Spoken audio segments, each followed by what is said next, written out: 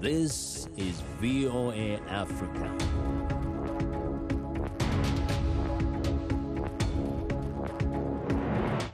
Hello, I'm Esther Githui-Ewart. It's Monday, February 8th. This is Africa 54. Due to the global outbreak of COVID-19, Voice of America is taking every necessary precaution to safeguard its employees, so our broadcast looks different today and in the near future, as we, out of an abundance of caution, reduce our staffing at VOA headquarters here in Washington. We're working to help keep you informed about what's going on, and we appreciate you staying with us on Africa 54. A new case of the Ebola virus has been detected in Eastern Democratic Republic of Congo, and the infected person has died. Edward Barron has the details. A new case of the Ebola virus has been detected in Eastern Democratic Republic of Congo near the city of Butembo, and the infected person has died, the health ministry said on Sunday. A woman was found with symptoms of the deadly virus in the town of Biena on February 1st. She died in hospital in Butembo 2 days later. She was married to a man who had contracted the virus in a previous outbreak. The announcement potentially marks the start of Congo's 12th Ebola outbreak since the virus was discovered near the Ebola River in 1976. It comes nearly 3 months after Congo announced the end to its 11th outbreak hundreds of miles away in the west, which infected 130 people and killed 55. That outbreak overlapped with an earlier one in the east that killed more than 2,200 people, the second most in the disease's history. The emergence of more cases could complicate efforts to eradicate COVID-19, which has infected over 23,000 people and killed almost 700 in Democratic Republic of Congo. Congo's equatorial forests are a natural reservoir for the Ebola virus, which causes severe vomiting and diarrhea and is spread through contact with bodily fluids. That was Edward Barron of Reuters reporting. The United Nations Children's Agency is deploying additional staff and preparing to transport medical equipment and supplies to the affected area and assist efforts to track and trace all those who came into contact with a dead person in the surrounding area. UNICEF is also working closely with local health authorities to support community mobilization, control infection mechanisms, and decontamination activities. Staff from UNICEF's office in Beni is already on site in Butembo to support the North Kivu Health Division. Somali officials say 12 members of Somalia's security forces were killed and 2 others wounded on Sunday following a powerful roadside explosion in the central state of Galmudug. The attack occurred near the village of Dhere, 28 kilometers west of Dhusamareb, during a security operation. Dhusamareb is 510 kilometers north of Mogadishu. The chief of the intelligence agency in the town of Dhusamareb was among those killed. The state's information minister confirmed to VOA. The al-Shabab terrorist group is claiming responsibility for the attack. It was the second confrontation between al-Shabab and Somali government forces outside Dhusamareb in the space of 3 days. On Friday, 7 militants were killed by government forces after mortars were fired into the town as political leaders held a meeting on election management. An alliance of Somali opposition parties is proposing the creation of a national council of lawmakers, opposition leaders, and civil society to govern the war-ravaged East African nation after the president's term expired on Monday, with no clear plan for succession, according to Reuters. A Somali security analyst warns the power vacuum and divisions between political leaders is a boost to the al-Qaeda-linked al-Shabab insurgency, citing a spate of recent attacks in a peaceful part of the country. The opposition alliance says it will reject any attempt to extend the term of President Mohamed Abdullahi Mohamed and suggested the council could elect a transitional leader to govern until a new president can be chosen by lawmakers. There was no immediate comment from the presidency. South Africa has suspended use of Astrazeneca's coronavirus vaccine after research showed it was less effective at preventing moderate and mild infections from a variant that has been driving the country's second wave. David Doyle has the details. South Africa has suspended use of a coronavirus vaccine developed by Astrazeneca and Oxford University amid concerns over its efficacy against a variant of the virus that has been driving a second wave of infections. Health Minister Zweli Mkhize saying on Sunday that the government would await advice from scientists on how best to proceed. So it's a temporary issue that we have to hold on to Astrazeneca. It is temporary until we figure out these issues. What are the next steps supposed to be? When we know those steps, then of course we bring it back. Prior to widespread circulation of the variant, known as 501Y.V2, researchers said the AstraZeneca vaccine was showing efficacy of around 75%. But analysis of infections by the new variant shows the vaccine only reducing the risk of moderate or mild infection by 22%. Researchers said the figure was not statistically significant due to the trial's design, but it is well below the benchmark of at least 50% regulators have set for vaccines to be considered effective. The study did not assess whether the vaccine helped prevent severe COVID-19 because it involved mostly relatively young adults. But on Monday, the trial's lead investigator, Professor Shabir Mahdi, said there was still some hope that the vaccine would prevent severe disease. That was David Doyle of Reuters reporting. The administration of U.S. President Joe Biden announced in January that U.S. would join COVAX, the global effort by the World Health Organization and other groups to ensure that lower-income countries have access to the coronavirus vaccine. But as the White House correspondent Patsy Widakuswara reports, the U.S. has not pledged any more funding beyond the $4 billion approved by Congress in December. The Global Coronavirus Vaccine Initiative, COVAX, aims to deliver 2 billion doses to people in 92 lower-income countries by the end of 2021. It is a strategy to rapidly contain the pandemic, save lives, protect health care systems, and restore the global economies based on human rights principles of equity and epidemiologic evidence from the pandemic. The U.S. joined COVAX on January 21st, the same day it rejoined the World Health Organization. President Joe Biden reiterated the message Thursday. We've also re-engaged with the World Health Organization. That way we can build better global preparedness to counter COVID-19, as well as detect and prevent future pandemics, because there will be more. That's a departure from his predecessor, who withdrew from WHO in July 2020. Because they have failed to make the requested and greatly needed reforms.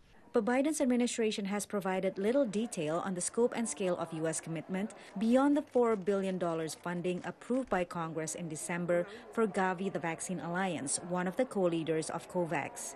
We have reiterated our commitment to COVAX. I don't have any additional funding, though, to announce today. To meet its target, COVAX says it needs $4.9 billion in addition to the $2.1 billion it has already raised. It's also dealing with vaccine scarcity as wealthy countries build up stockpiles for their own populations. 40 million doses of the Pfizer-BioNTech vaccine have been promised to COVAX, but only 1.2 million are available in the first quarter of 2021.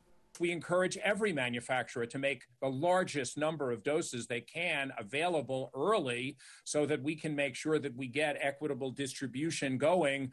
In addition to the Pfizer-BioNTech shots, COVAX will distribute 336 million doses of the Astrazeneca vaccine in the first half of this year.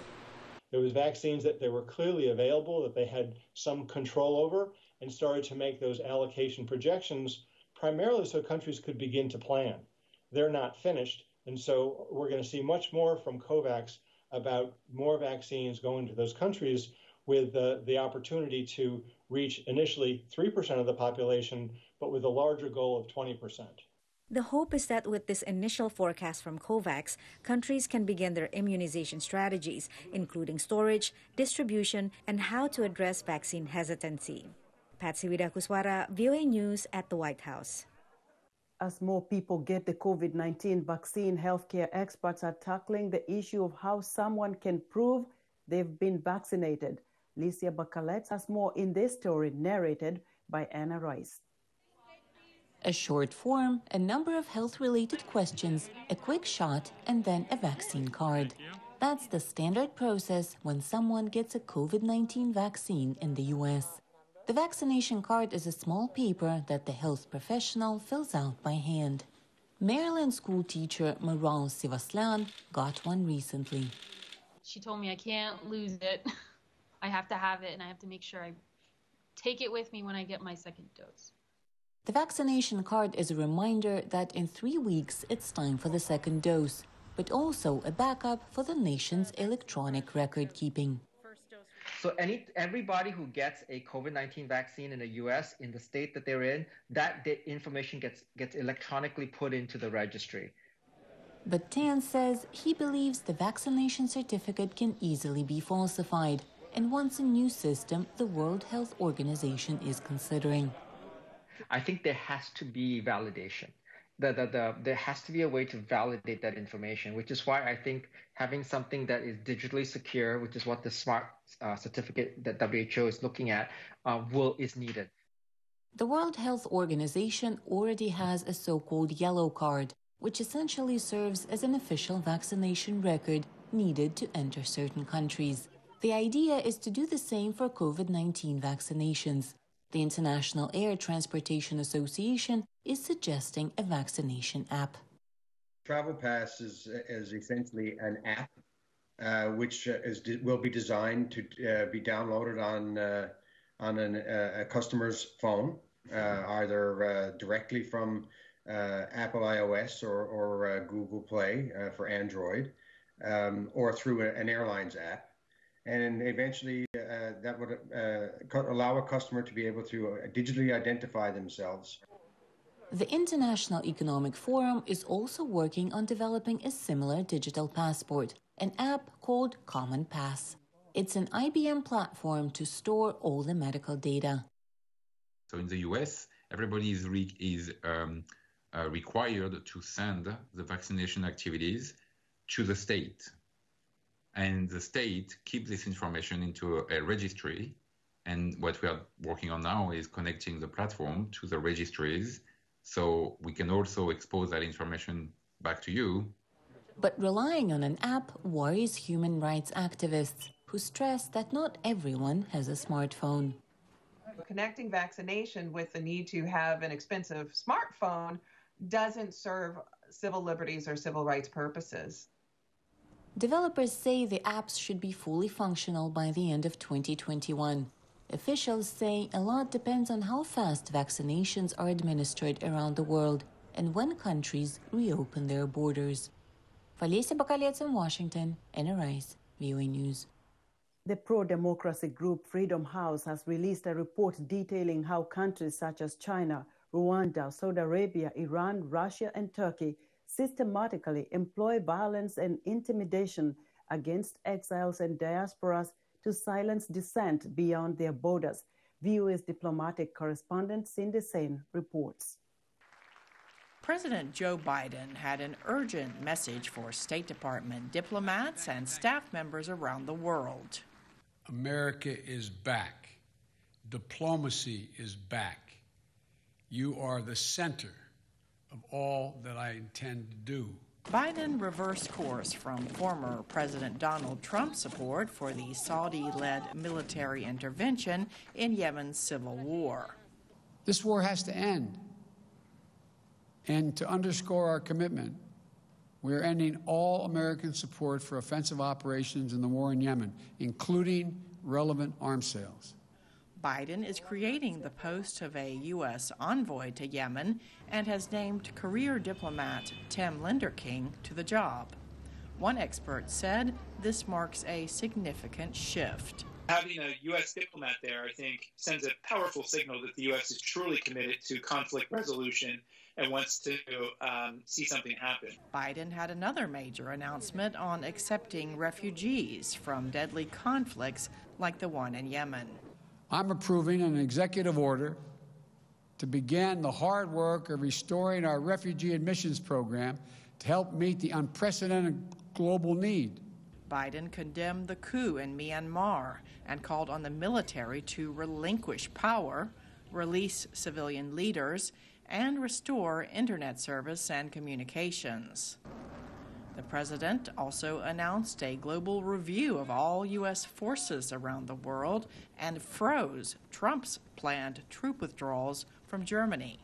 Katoulis said the move reassures Germany and other close U.S. allies in Europe after what he says were unpredictable actions by Trump. And I think what this move does is sort of send U.S. foreign policy back to the norms where the U.S. is working closely with allies, especially Democratic allies. Biden told State Department employees he values their expertise and will never target them or politicize their work. Cindy Sain, VOA News. We're excited to hear what you think about Africa 54 and the stories we cover during the discussion on Facebook. The address is Africa 54. We're also streaming our broadcast live on Facebook. Please watch and share our show with your friends. Also check out our headlines 24/7 on voaafrica.com. Still to come, Ivory Coast females take on the rough game of rugby. We'll be right back.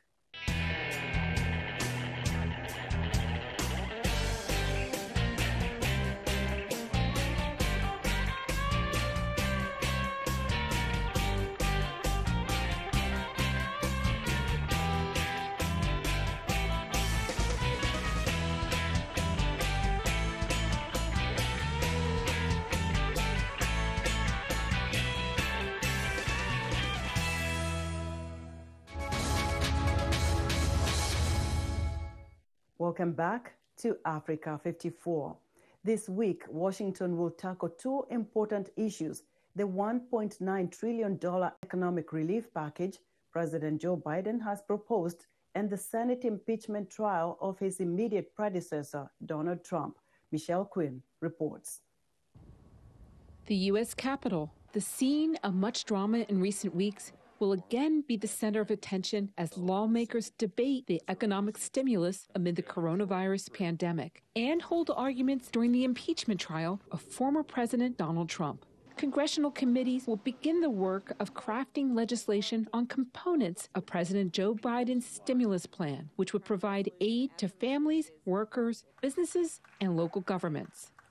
Many Republicans argue that the plan is too big and not narrowly targeted to address only the issues that have arisen because of the pandemic. Democrats say that the package needs to be passed fast, given the nation's economic crisis. The bottom line is we've got to support as many Americans as we can, as robustly as we can, and as quickly as we can. Time is of the essence. Trump's impeachment trial will take place in the Senate in the afternoons on one article of impeachment: that his words and actions led to the incitement of an insurrection at the Capitol on January 6th, an allegation that Trump has denied. Senator Roger Wicker, a Republican from Mississippi, called the trial a meaningless messaging partisan exercise. The charge, George, in the impeachment, in the one article impeachment, is that he singularly incited a riot to invade the Capitol. And I do not think that will be proved in the trial, no. With the Senate divided evenly between 50 Republicans and 50 Democrats, 17 Republicans would have to join Democrats to convict the president, a high bar to clear. Michelle Quinn, VOA News.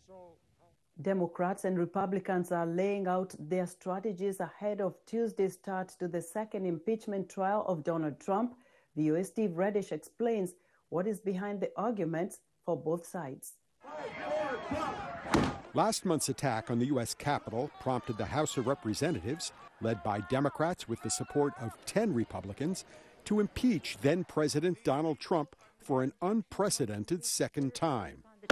House Democrats, who will prosecute the case before the jury of U.S. senators, say Trump incited the attack that killed 5 people, including a Capitol police officer. And they will use Trump's own words and video from the riot to try to sway the jury. In terms of the strategy that the Democratic Party is using, which is to say, this guy is a threat. He is still a threat. He is currently a threat. He was a threat.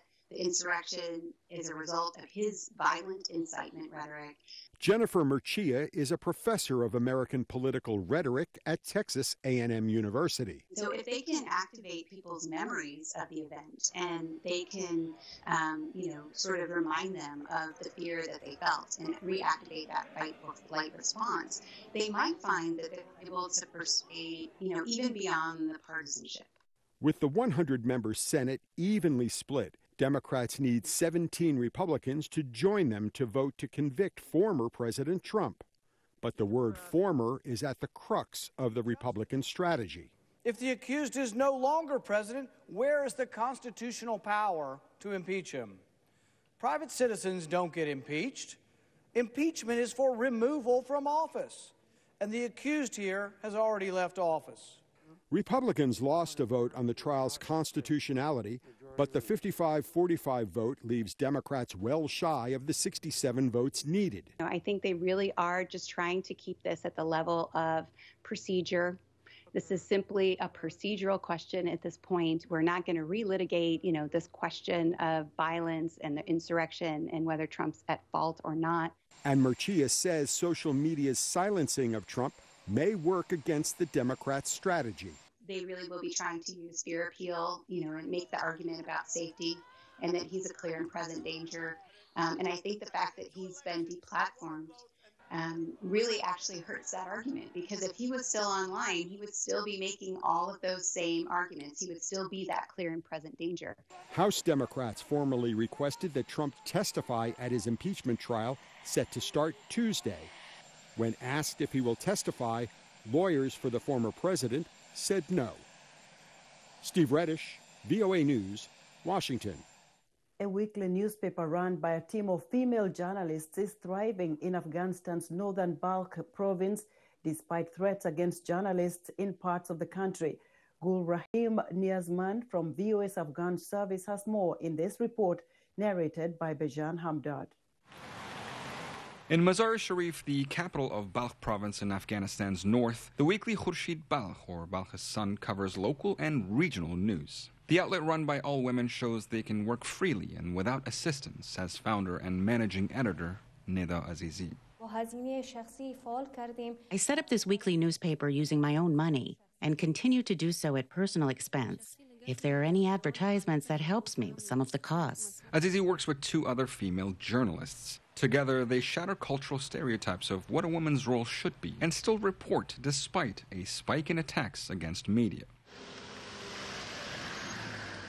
2020 saw a 26% rise in violence against members of the media, says the Afghan Journalist Safety Committee. The paper is growing more popularity, although Azizi says it can be hard to get people to pay for it. I saw 3 or 4 places where they wanted to receive the weekly on a regular basis, but when we mentioned the financial cost, they did not want to buy the weekly. People want to read, but don't want to pay to read.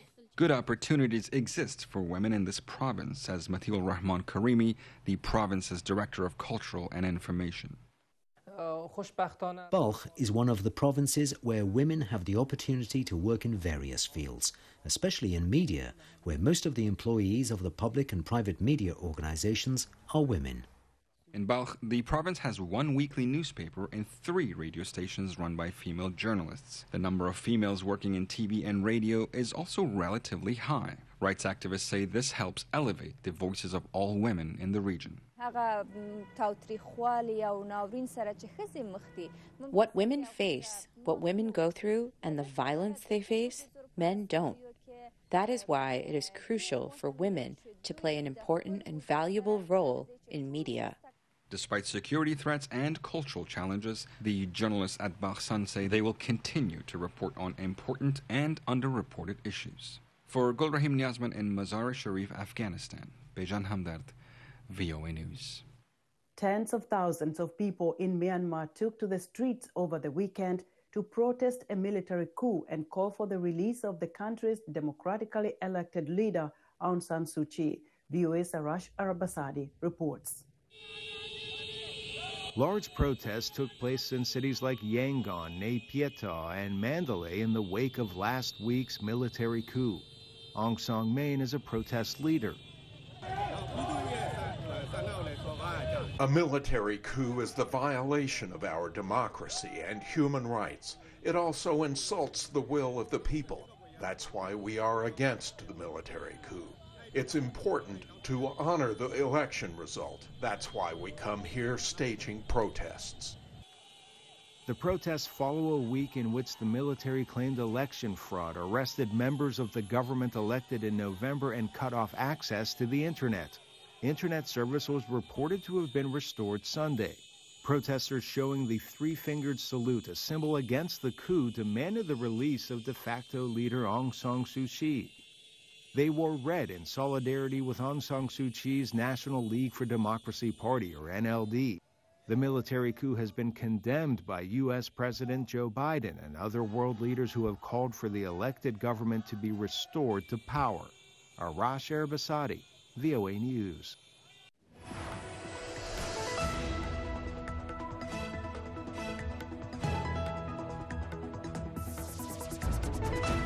In our sports news, in Ivory Coast, girls and women increasingly are taking to the rugby field. Mark Kamara reports on how girls are tackling this rough and tumble game. VOA's Carol Gunsberg narrates. As a girl, Daman Sanatha dreamed of playing rugby professionally, but didn't have the money or access to training.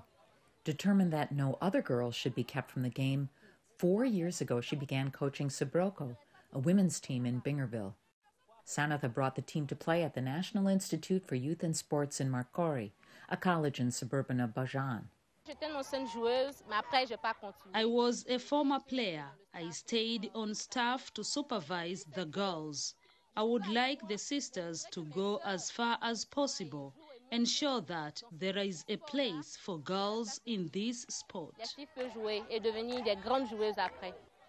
Rugby can be a rough contact sport, but 15-year-old Berta Assista, who has a different coach, is fine with that.